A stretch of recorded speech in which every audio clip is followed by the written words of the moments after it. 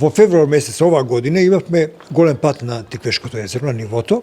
Сега сме повторно на слична ситуација, 26 метри под таа нормална кота која се смета за оптимална и за луѓето и за животните.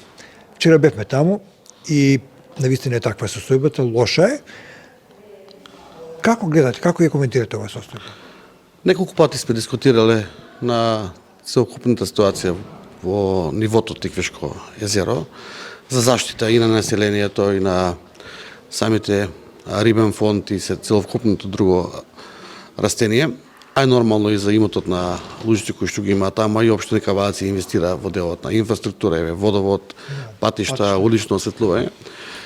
И знаете дека имавме заедничка средба и со министра за животна средина и со представници од владата и пратеници кои се обврзаа дека нивото нема да го спуштаат до таа кота која што е дозволена и покрај тоа што имаат потреба. Меѓутоа сега гледаме дека во овој момент тоа не е така и дека се спушта нивото.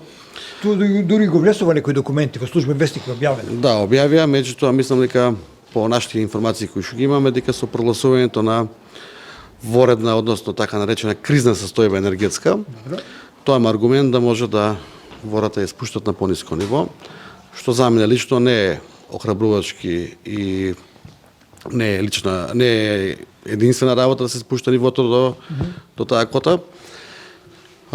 Гледаме дека малку струјата на берза се постабилизира, не е 500, 600, 700 евра, него е од 150 до 200 последните 2 недели.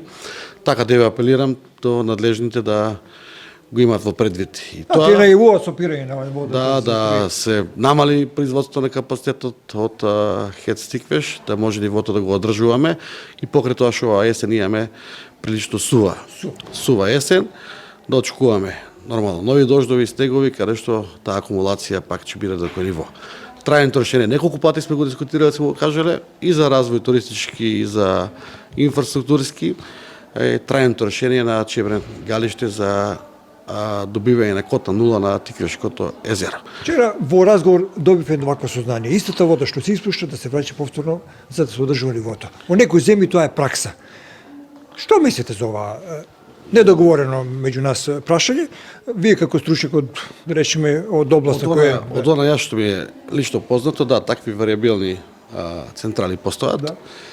И за тоа постојат добри софтвери, добри калкулации и економски и инженерски. Исплатливоста постои во тие вариабилни ревизирани ревизибилен процес. Да, ревизибилен процес, затоа што имаме моменти кога струјата е многу ефтина, дури неисплатлива за продажба.